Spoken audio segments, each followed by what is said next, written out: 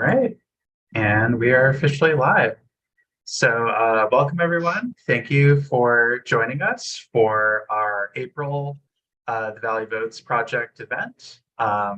Today, I am pleased to be joined by um, our guest speaker, who is Chris Piper, who is the former um, Director of Elections for the state of Virginia, or I guess it's Commissioner of Elections, and then currently is the CEO of the, sorry, I lost my notes, Chris. I'll let you introduce yourself. How about that? No So, problem. yeah. All right. Well, hey, yeah. So I was from 2018 to 2022 commissioner of the Virginia Department of Elections. In Virginia, we don't have a Secretary of State, so I was also deemed by the federal government as the chief election official for the Commonwealth of Virginia. Upon the conclusion of my term, I started working with a firm called the Elections Group. We're a whole bunch of former election officials. There's 15 of us, former election officials who consult and assist with election jurisdictions across the country and promoting best practices and sharing resources across the country. So it's an exciting place to be, but appreciate you all having me here. Virginia is my first true love. So I'm happy to that, and a former Valley resident. So I love any chance I get an opportunity to speak with the folks there and talk about elections. So thanks. Awesome. Thank you, Chris. And sorry for the snafu. A lot of windows have to be open when you're doing these live stream events. So just to get us started, before we kind of head into the meat and the potatoes of everything, I wanted to point you all who are joining us to a few things. So first of all, you'll see two QR codes right by my head. One of them is for you to ask a question. So as you're watching the live stream, as questions come up for you, feel free to go to that website. So you can either scan the QR code now and have that handy, or you can just write down the website. It is bit.ly/VVP for Valley Votes Project -Q, as in a question that you'd like to answer or like to ask. And then the second QR code is for our raffles. So we will be having 3 raffles over the course of today's event as a special thank you for coming and listening to Chris give his presentation. So to enter the raffle, you just scan that QR code for that. The URL for it is bit.ly/VVP-R for raffle. And make sure you put that in early because we're going to do our first raffle at the conclusion of Chris's presentation. So I'll give you a moment to scan those, and then Chris, whenever you're ready, you can take it away. All right, will do. Well, again, thanks for having me. I'm really glad to be here. I was fortunate enough to be commissioner immediately, well, during the 2020 election, which was its own unique, interesting thing. But following that in 2021, Virginia holds one of only 2 statewide elections in the year immediately following a presidential election. Virginia, with its geography being so close to the nation's capital, tends to get a lot of attention. It also just tends to be based on the population and the variety of folks who live in Virginia, a bellwether for the nation's mood following the presidential election. And so there's a lot of attention placed on Virginia following in the gubernatorial election. And so we knew we had a responsibility to provide some voter education. It's no secret that following 2020, there was a lot of concern about how elections are administered. And we knew that Virginia was going to be the first real big test. So I have kind of expertise, I think, from that time. We were lucky enough to go to the General Assembly and say, we have serious concerns that we are going to need to spend some money to educate voters about how elections work. And the General Assembly was kind enough to fund that effort. So we embarked on a statewide voter education campaign. And since then, we've taken the lessons applied from that campaign and applied them across the country. And there's still a lot of work to do, but 2022 did show that if we communicate better with the public, they can gain confidence in the election. So one of the things I'm working on is what I'm about to show you now, which is called Democracy Defenders. Democracy Defenders is all about regaining confidence in our electoral process. There we go. Ooh. Went too far. All right. So obviously the 2020 presidential election led to a loss of credibility.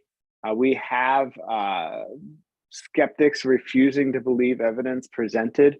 One thing we know is that facts in many cases don't matter. This is a deep-seated held belief from some of our citizens. And so providing facts and figures and data, it really isn't going to move the needle. However, you know, sometimes we think that that's who we need to reach. Actually, well, I'll get into it in a minute, but one thing we know for sure, election officials don't like to be the story. They're not natural communicators. And I mean that I love my election officials across the country. But the goal of an election official up until 2020 was always to not be the story. If our names were in the paper, it means we've screwed up. We wanted people to go get their ballot, cast their vote, go home and watch the returns come in, and not have to think too much about the process. Although there's a ton that goes into the process. It's a full-time job, I assure you. But it's just the natural way that election officials have worked over the years. Well, we had to have a rethink about that after 2020. It was really important for us to communicate how we do what we do, why we do what we do, and all the steps that go into it. So little things popped up here and there. For example, the organization I work with, the Elections Group, we created a communications resource desk in preparation for the 2022 midterms. If you go to that website, you would see a whole lot of information about how we process mail ballots across the country, how we communicate to doing logic and accuracy testing when it comes to testing our voting machines and voting equipment, and all the other security procedures that we take in place. Well, that's a lot of information for your everyday person to absorb. Now, most of the country is not that focused on the actual administration of elections, but they hear that noise. So 2023 comes along. Earlier this year, Yakelevich study, Center for Social Science Research out of the University of California, San Diego, found that public information campaigns can and do increase voter confidence and trust.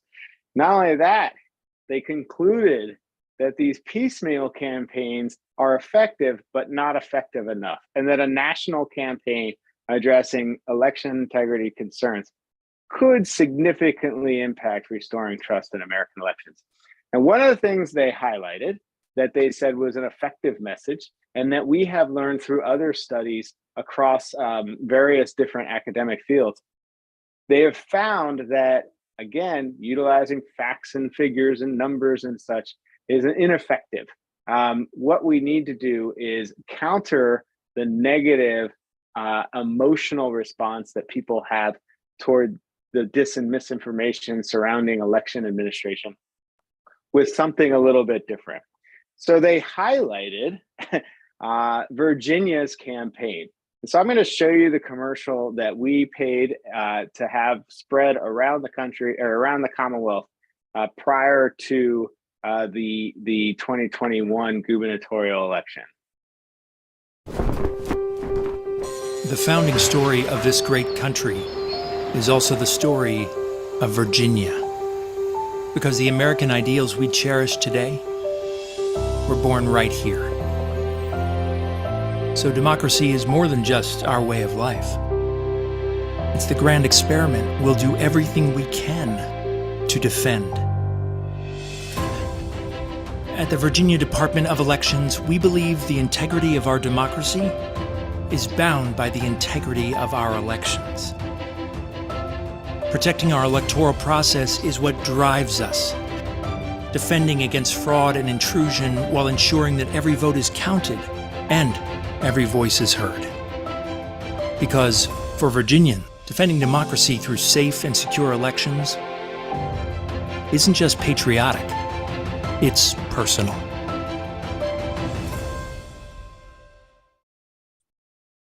Oop, don't know what I did there. Hold on, sorry about that. I got carried away.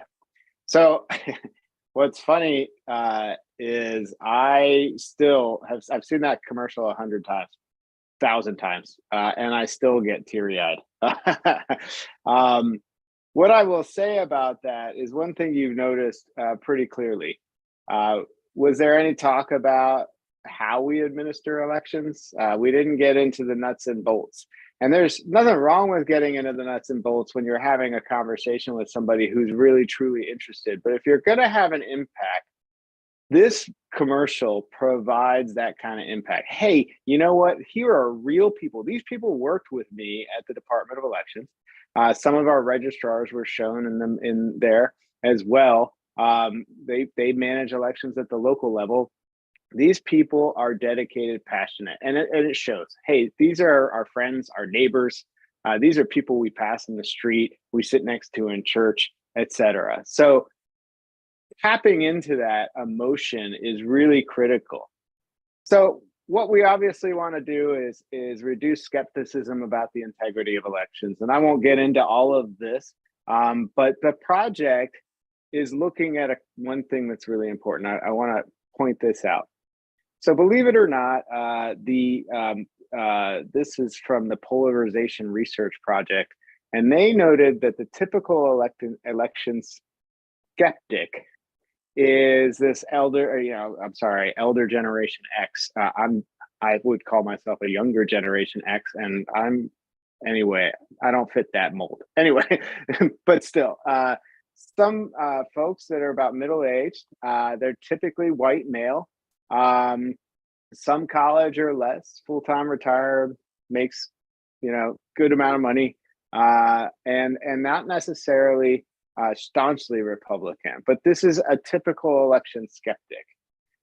What we've found, believe it or not, is this was somewhat surprising. I think a lot of people think that they're very, very far right when they're a typical election skeptic.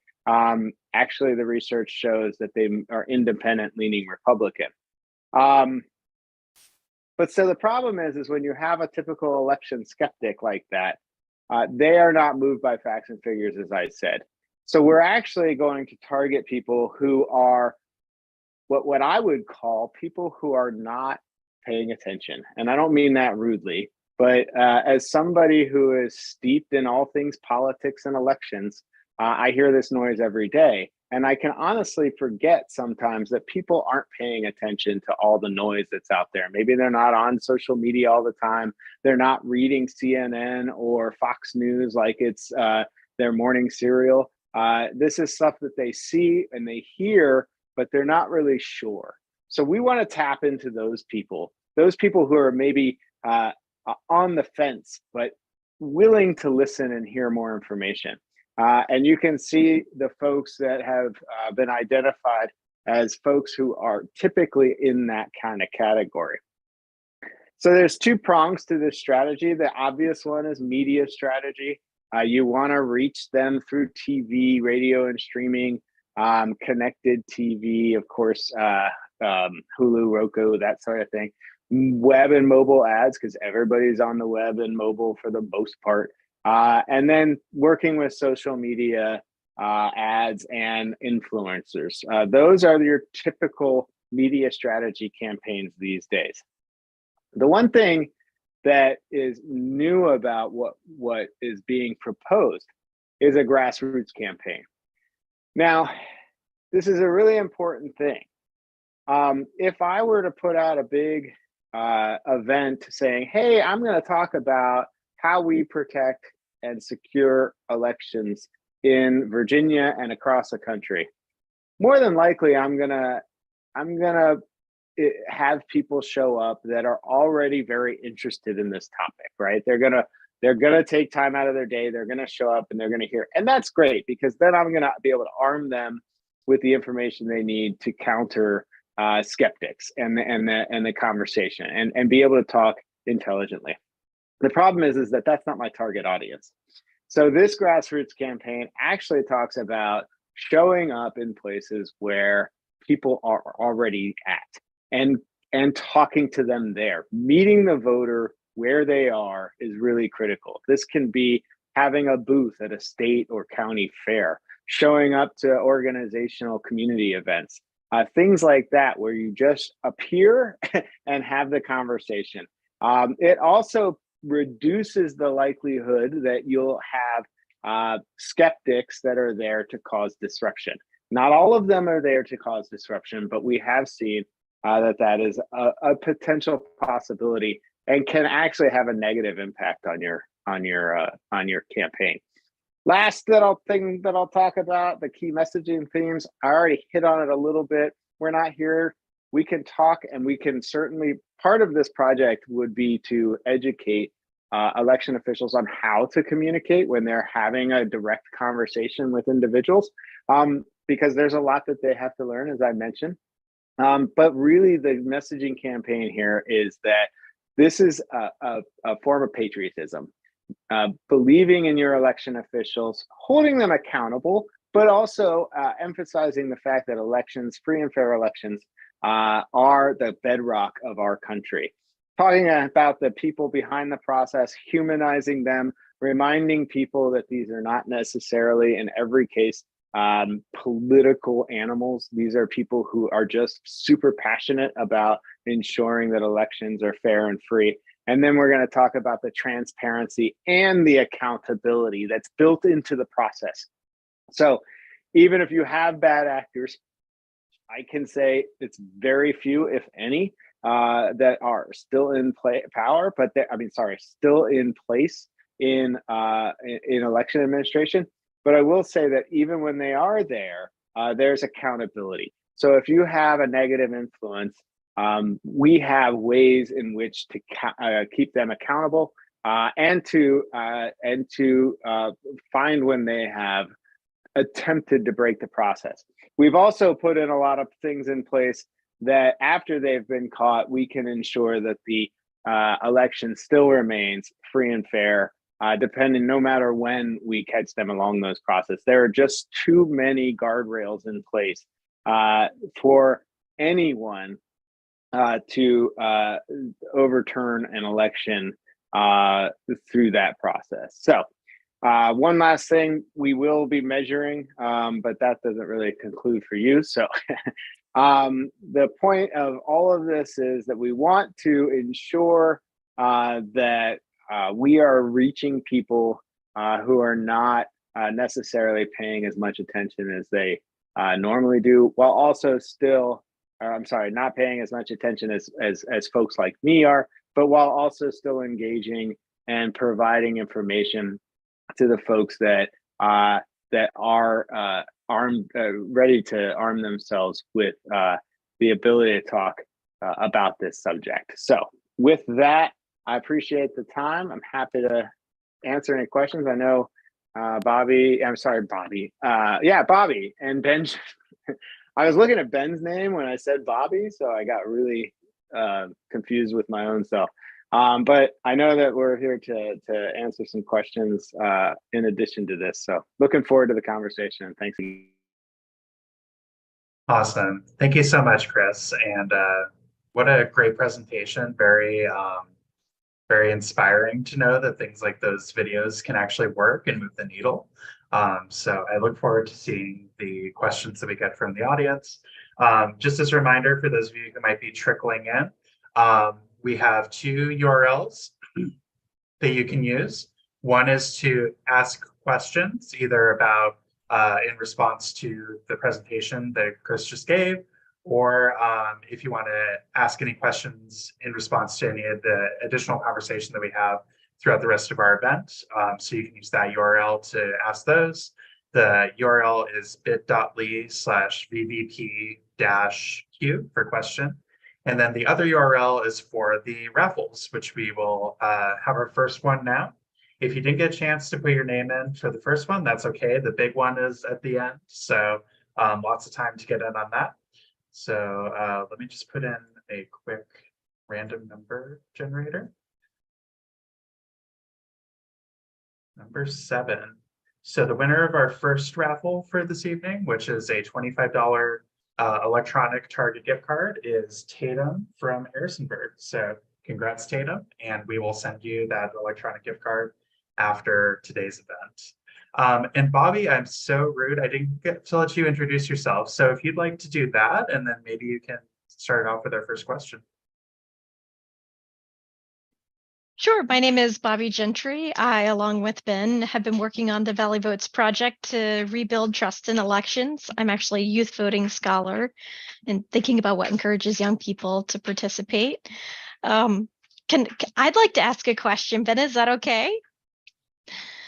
So Chris, one question that I have about elections is, what are some of the things that Virginia does, like assuring vote counts or testing machines?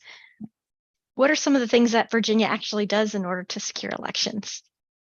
Well, it's a great question. It's also a loaded question because it's all day, every day. The election officials are working to protect. I think the big things that we, that I would touch on that get, I think, the most attention: mail ballots, the voting machines, and then, well, I think that those are the two biggest things. So, starting with voting machines real quick. Voting machines in Virginia, but also nationwide. In order to be used in an election, the vendor has to be approved by the Election Assistance Commission, and they have to go through what's a very rigorous test prior to being able to be deployed. Now, the Election Assistance Commission has a very strict, voting systems guidelines. It's actually been updated to 2.0, and soon we'll start seeing machines rolled out to this new testing standard.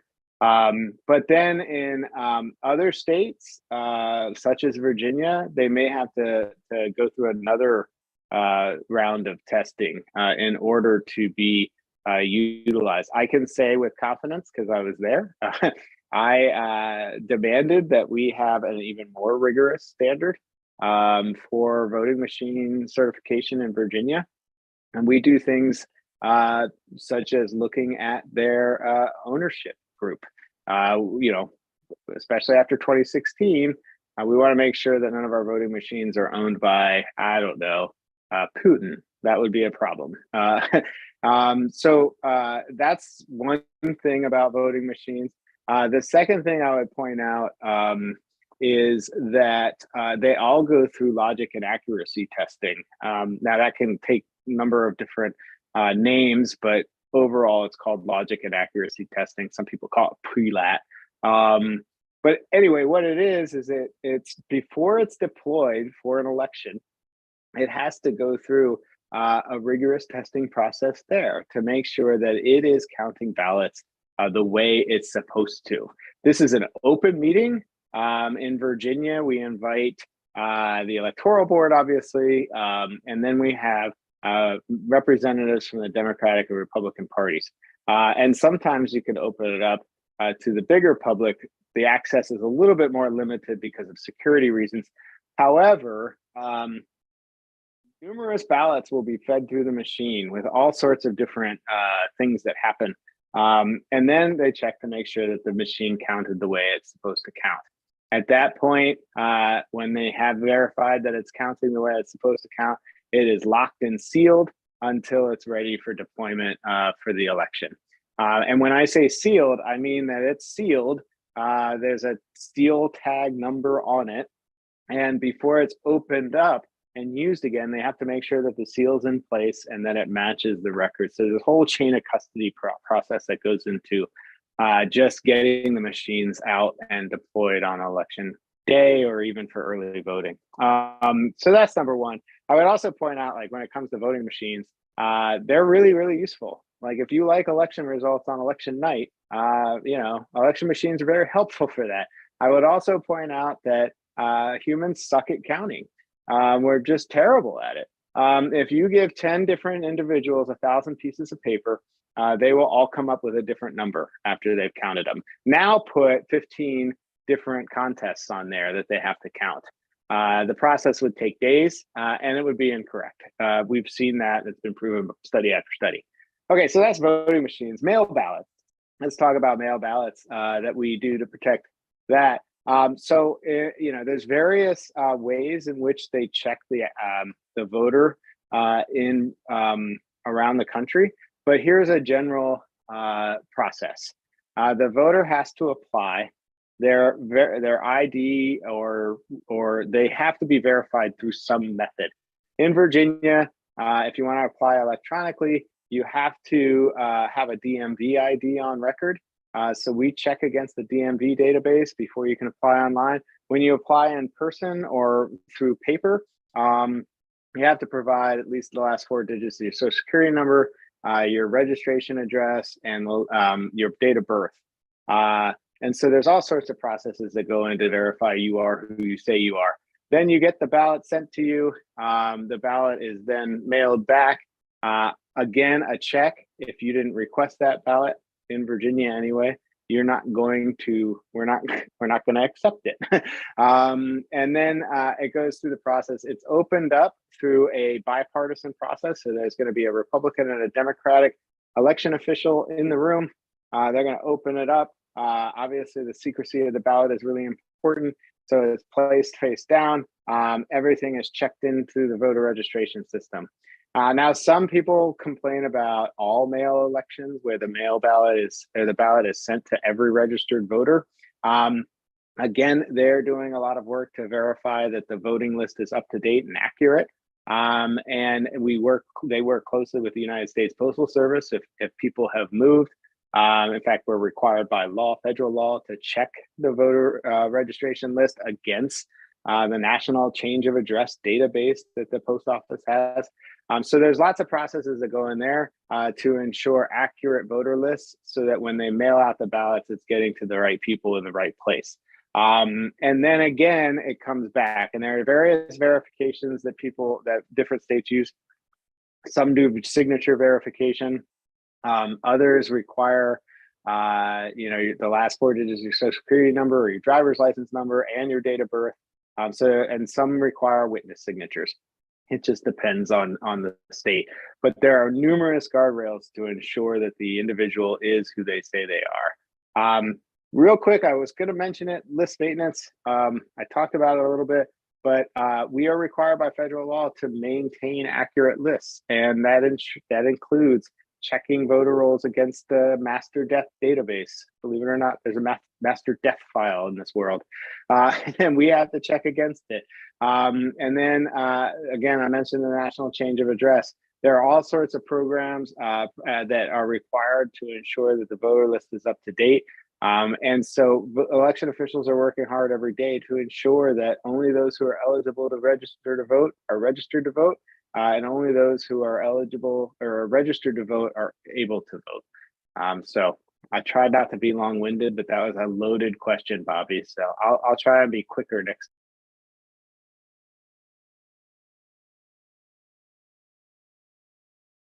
Sorry, I had trouble unmuting. We are definitely fans of detailed answers, so don't need to feel bad about that at all. I think for the next question, I'll go ahead and turn to one of our questions submitted by the viewers. And thanks to those of you that are already sending questions. If you still would like to send in a question, make sure to use the link and or the QR code. So one, I'm going to tweak how they worded this a little bit, but one of the questions submitted by Ashlyn basically talks about, political people who run elections, election officials, they have political parties themselves, right? And I guess getting at the root of their question, how do we ensure that people's own personal political affiliations or biases, whatever it might be, what does the system do to kind of counteract any possible negative influence that people could have on the process because of that? Yeah, it's a great question, and I understand. Everything seems to be partisan these days. I mean, if you buy bananas, you're probably some partisan nut. I don't even know anymore. It just feels like everything's a partisan political event. But I will say, when it comes to election officials, there are so many guardrails baked into the law that require bipartisan or people involved. So I talked a little bit about it, just like a simple thing like in Virginia, when you're processing mail ballots, you have to have a Republican and a Democrat. I mean, it just has to be, and that person can't be the registrar or in Virginia. It certainly can't be me. I was appointed by the governor. Sure, I was appointed because I was a nonpartisan, and the governor really wanted to bring somebody in with a history of and a background of nonpartisan activities to run the elections office. But still, I am still a political appointee, so I didn't have access to the voter registration database. I never was able to access any of that information. And then I think, and that's true for electoral board members here in Virginia. Electoral board members are appointed through the parties. Now, it's definitely a circuit court judge, but they're nominated by the parties to represent. So it's important that they don't have access to the voter registration database. And then they hire a nonpartisan registrar. And the idea is that that registrar shows up and they leave whatever political affiliation or thoughts they have at the front door, and they come in without any of those. But even if they do have some of those, even if that's, I think we can debate policy, whether we, for example, a policy would be whether we should require photo ID at the when they check in to vote. Whether we have all mail ballot elections, or we have even just restrictions on who can request a ballot. All of these things are policy issues that we can debate endlessly. What I can say, to put on an election takes literally hundreds of thousands of people. In the Commonwealth of Virginia alone, we hire a little over, and I'm trying to remember, I used to have this right off the top of my head. It's typically around 20,000 people to run an election on election day. They're required by law to have representatives from both parties. If practicable, they need to be evenly split. It's hard to find Democrats in certain parts of the state. It's hard to find Republicans in other parts of the state. So it to the extent practicable, it should be even. But there definitely should be one and the other at least involved. There's also the observers.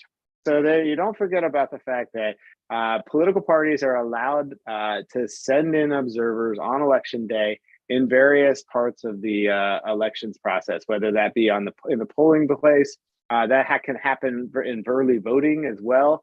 In Virginia, we invited the political parties into our office at the state level, and they were there when we were talking and making decisions, observing how we were contemplating different parts of the process. So it's just a huge undertaking. I can assure you that there are so many guardrails in place to ensure that one person doesn't have that much control over how the process works in and out of every day.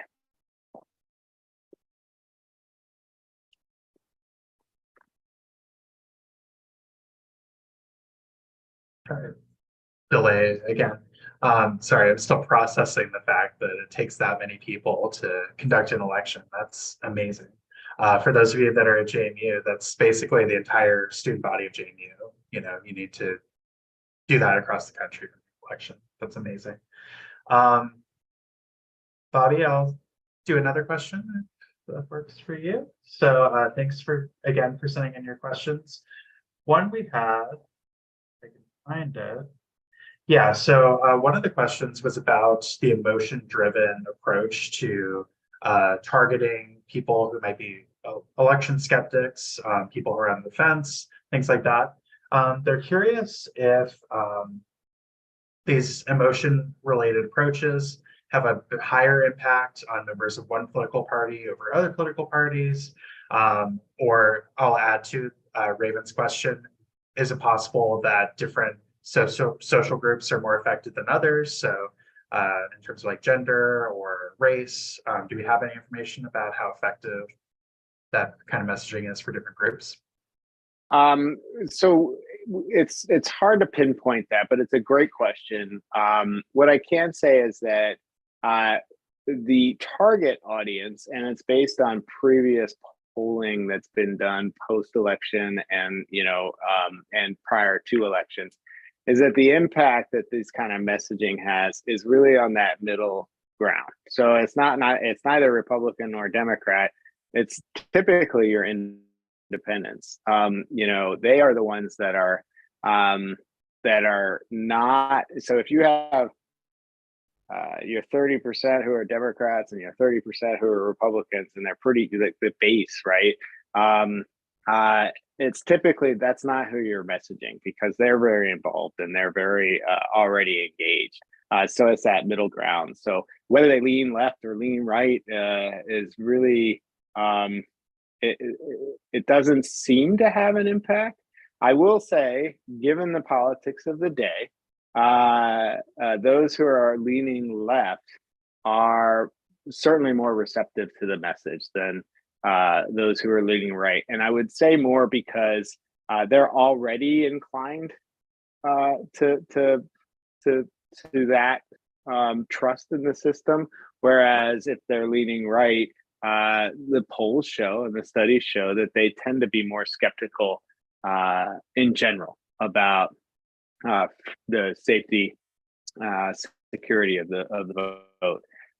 As far as demographics, that really, to my knowledge, hasn't been thoroughly looked at as far as the impact of the messaging, to whether it's breaks down by gender, race, but it is something that I know many academics are looking at, and it's really critical to better understand. And it's one of the things, and I had the slide on polling that I didn't really go into too much detail, but it's certainly one of the things that would be looked at as we're gearing up the project, because you want to test that messaging to the various different groups, because it's great if you can get 50-60% to move the needle toward more trust, but if there's a large swath of a demographic that is not swayed by that, then you need to be able to think about how to reach them in a different way.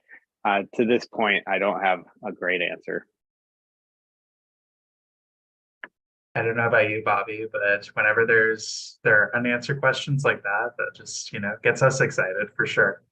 Possibility of future research, absolutely. Exactly. Do you want to field the next question, Bobby? Sure. So has there ever been anybody who tried to bribe you while you were the commissioner of elections for the Commonwealth of Virginia?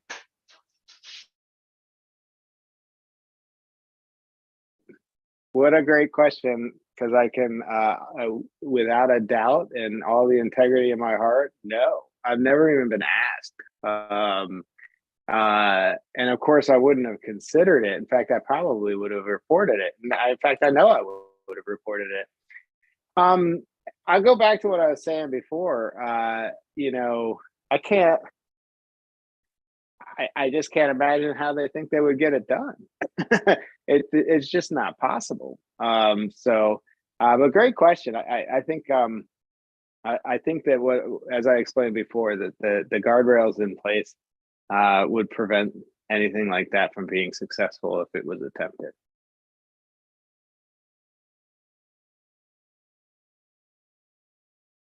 And speaking to your earlier point, even if, someone did try to do that, you made the point earlier that there's not really much you could do anyway, in terms of moving the needle one direction or another. So that's absolutely right. cool. So how about we have a question from Anton, which is he's been conducting research looking at youth votes and using social media. And how do you see incorporating social media into this conversation, into these strategies? And are there specific challenges or opportunities for social media as opposed to more traditional forms of media? So the strategy du jour for social media right now is influencers, TikTok, especially with youth vote. I don't know about you, but if I want to get anything through to my kids, I got to do it TikTok. I don't understand why that is, but it's the only way they're going to understand. So that's like I said, the strategy du jour. I think the problem that we have that we didn't have going into 2016 and 2020 is the divergence now of social media. It used to be that if you targeted Facebook, Instagram, and Twitter, you covered all your bases. Now, if you want to, you're only going to get a small segment anymore. And I will say, when people are on Truth Social and Parler, I don't even know if Parler's still around, Telegram, all the Rumble, I guess, is the YouTube equivalent. It's harder to break through in those areas. So that's the real struggle, I would say. And on the flip side of that, not just reaching folks, getting information. If there were threats out there, and election officials have seen their fair share of threats, it was just reported the other day about, I knew about it, but threats that occurred here in Virginia for a particular election official. It used to be that you could just comb Twitter, Facebook, and Instagram and cover the threat landscape out there and people talking about it, or different other forums where chatting is going on. Now it's just so spread out, and they're not providing access to their API. So it's really difficult to understand where threats are coming from. If you don't have, you're not well resourced. And if one thing election officials aren't, it's well resourced. So they could always use more resources.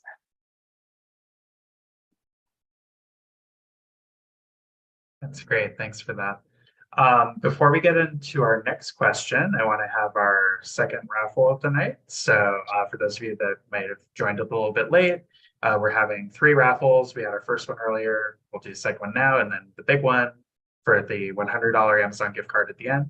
But for now, we'll do our raffle for the $25 Walmart.com gift card. So let me get a random number generator going.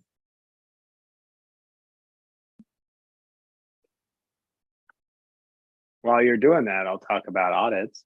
Yeah, go ahead. Because I want to audit your random number RNG? generator every time you say.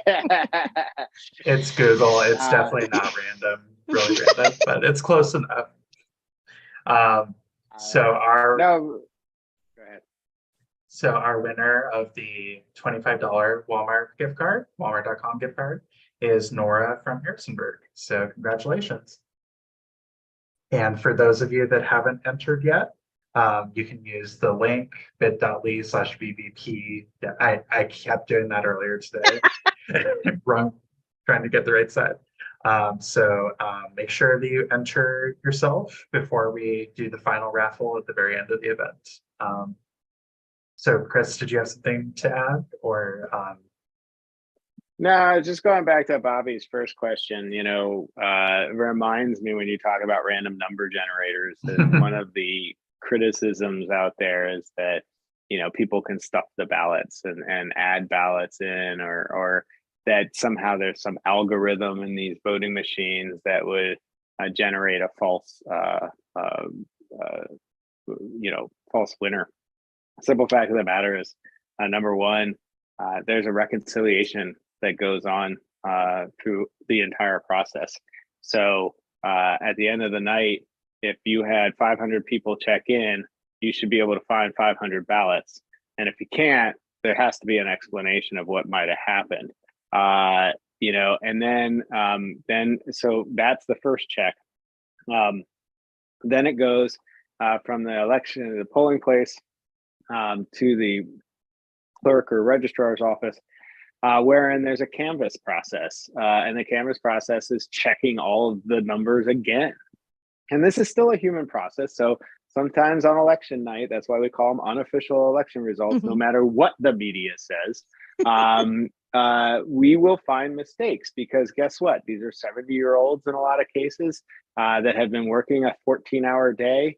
They're checking numbers late at night, and they're going to make mistakes. They're going to transpose numbers. And sometimes when they're communicating the results, the registrars who have been up since 3-4 o'clock in the morning and have had a very busy day are going to transpose numbers incorrectly. But that's what the canvass process is for, is to check and recheck. And then, at least in Virginia, and there's different ways that it's managed in the different states, but there's always a secondary check, right? So you have the first check on election night, then you have the canvass check, and then it goes to the state, and the state checks to make sure there are no errors. And if there are any errors, they work to correct those. That's why you'll see numbers changing in the days and sometimes weeks following an election. There's nothing nefarious going on. We're just also receiving ballots in some cases. Ballots that were postmarked by election day are accepted through the Friday after election day. So this is not nefarious. This happens in every single election. The only time anybody pays attention, though, is when the narrow margin is affecting who the winner may or may not be. So really important to understand that process. So there's the whole canvass process. And then last but not least, in a lot of states now, we do what's called a post-election audit. And that varies in different states, but the whole point is to do an audit on the election to determine if the outcome as reported is correct. And so there's a separate process. In some cases, there is a hand count that's done. And while it's never right on, because as I mentioned, humans suck at counting, sometimes that hand recount occurs, and it usually, if not in every experience that I've ever had, winds up with largely the same result. I've actually worked 2 statewide recounts in Virginia. In both cases, the highest number of votes changed, and I'm talking about 1.5 million to 2 million votes cast in a statewide attorney general's election.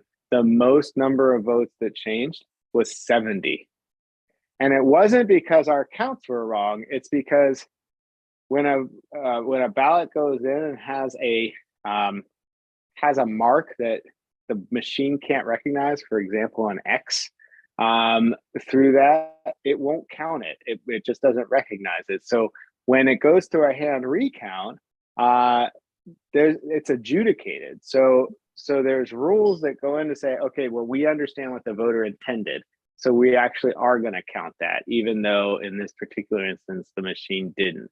And so those, and when we're talking about 2 million votes, you're talking about maybe 70 total where that occurred. So that's still a very rare instance. So anyway, I thought with your random number generator, I'm not trying to throw shade on your raffle here, but it did make me think about some of the criticisms that we hear about the post-election process, and I wanted to address those. Yeah, so we have another question. Do you think that, and this question is from Jake, do you think that election officials are going to be more concerned about the 2024 election than they were about the 2022 election because it was midterms versus a presidential as a result of the distrust from 2020? It's a great question, and I'm glad it was asked. First of all, we'll answer it this way. Before I got into elections, I had hair. So every election causes you to worry just a little bit more. When I started as commissioner, I had a fully blonde beard. It's not so much anymore. I aged quickly through all the worrying. Every election, brings up its own set of concerns. I mean, in 2016, it was still lines. We were still talking about long lines. And what did we end up with? Russia. In 2020, we were all talking about Russia. And what did we end up with? Mis and disinformation issue that we had to concern ourselves with. But more specifically to your question, which I understand, in 2022, we were, of course, worried. And there was a lot of talk about a lot of things in the lead up to the election. And there was a lot of concern that there could be some, another round of violence depending on the election. When we came out of it relatively unscathed, I can say there were still a lot of issues. In Arizona, there is still a candidate for governor contesting the election and stating untrue things about the election. Anyway, the thing about a midterm is people are less concerned about the outcome of an election in Arizona. However, if there's issues in Arizona in 2024 and it's impacting the results of the presidential election, that can cause a nationwide kind of a response. And so, yes, the stakes are higher in most people's mind. As an aside, no, they're not. Your state and local government is much more impactful on your day-to-day life than anything the president does or says, even Congress. I would argue that you can skip the presidential, don't do it.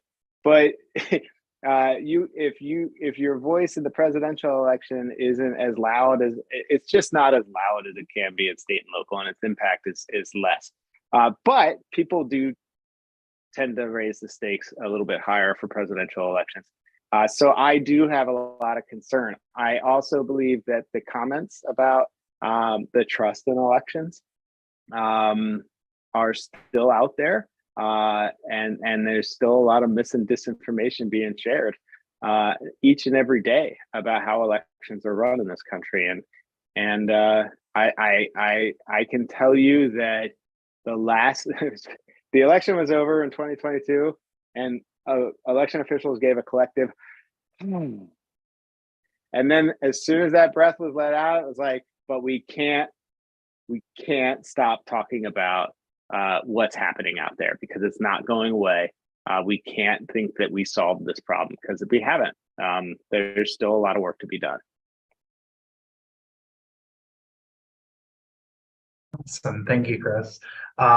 That actually was a perfect segue into a question that I had, which, every year in Virginia is an election year.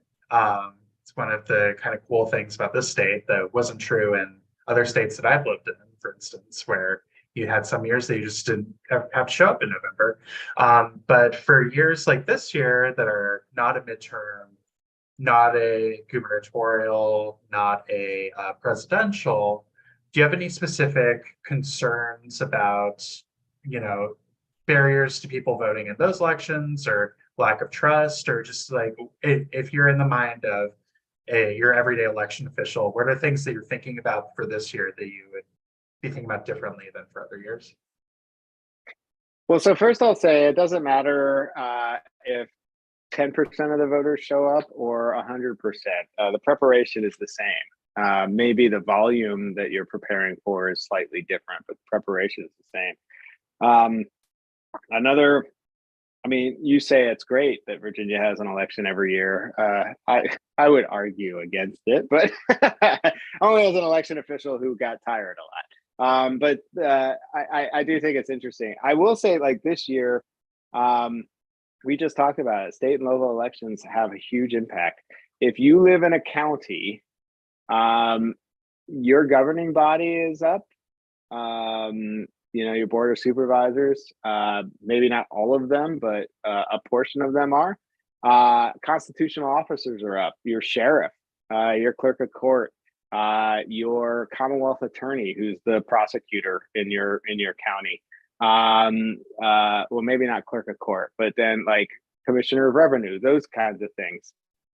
Sleepy little positions, but they have a big impact on your day to day. School board in a lot of jurisdictions is going to be up, and school board right now is a huge topic, you know, throughout the country and in the Commonwealth especially. And then of course you have your General Assembly seats, your state Senate and your House of Delegates are all up. And these are folks that are making decisions every single day that have a direct impact on your life. If you don't like a pothole, you only have the local government to complain to. If you don't like the way the jails are run, the sheriff is somebody you need to be talking to.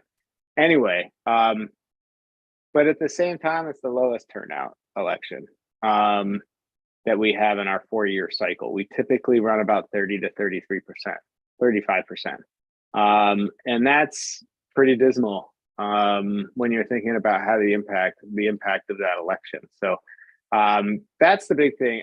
As far from election administration perspective, it's every election now we have to be concerned about, you know, for lack of a better term, people who deny the results of an election. So they are busy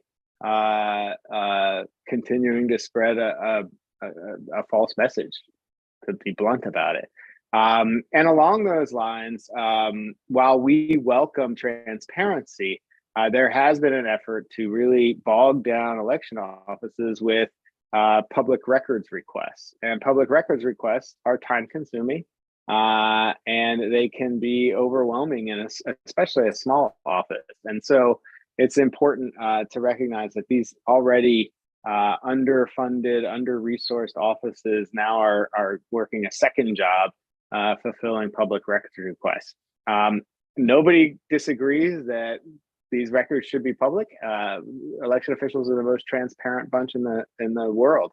That said, it can be overwhelming when you're bogged down by people who are looking for something that just doesn't occur.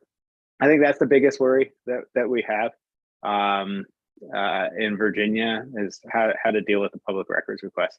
The last thing I'll say is it's the lowest turnout election, but it has the most candidates for your county offices. So it's the most administratively burdensome election because the ballots can be several pages, you know, a couple pages in some jurisdictions. Beyond that, they can have numerous ballot styles. So there's a lot of candidates, and all that candidates that needs to be processed for them. So it's a huge burden, you know, one that they handle with grace, of course, but certainly a hard working election. And then they're gonna, you know, jump right out of this and head into presidential election season. So it's it'll be fun. Thank your election officials. They work very, very hard for you. Thank you so much, Chris. I really appreciate your insights, and I appreciate everyone who offered questions up. We couldn't get to all of them, but thank you so much for participating and engaging in this Valley Votes Project event. Any final thoughts, Chris? And then I'm going to turn it over to Ben to do our last and final and perhaps best raffle. Can I participate, Ben? No? Okay. Yeah, I was gonna scan the QR code, but I decided not to. I would thank you for having me. And if you want to send me the questions that we didn't get to, I'll do my best to answer them, and you can provide those when I'm able. So please send them my way, and I'll take my time to get this, or I'll take the time to make sure I try and respond. But thank you for having me, and I hope that everybody obviously goes out and votes. And if there's lots of great resources out there. Educate yourself and help educate the rest of the world on the great work that election officials are doing day in and day out to protect our government, essentially. Awesome. Thank you so much, Chris. It's been a pleasure, and just a great time hearing about all this work that these public servants do to help keep our democracy running. So just a few quick things. So first of all, if you do want some information about election specific stuff in the Valley, we do have a website for the Valley Votes Project. It's valleyvotesproject.com. So you can go there if you want to see how to register to vote if you're a student, or if you want to read some resources about election trust issues. And then that's also where our next event information will be posted once it's available. I do have the date at least. So it's May 25th from 6 to 8 p.m. and it's going to be in the Lucy Sims Center in Harrisonburg. The name of the event is called the Valley Votes and it's all about what are other things that we can do to defend our democracy and to make things better besides voting. So volunteering, becoming a poll worker, all those kind of things you can do. So please check it out next month. So I will do our last raffle now. And again, that's for the $100 Amazon.com gift card. And I can send you my audit receipts at the end, Chris. Our winner is number 22. So that is Savannah from Bridgewater. Congratulations. $100 Amazon.com gift card will be coming your way shortly after our event. So thank you, everyone. Thanks, Bobby. Thanks, Chris. And thank you, everyone, for joining us. And have a good rest of your evening.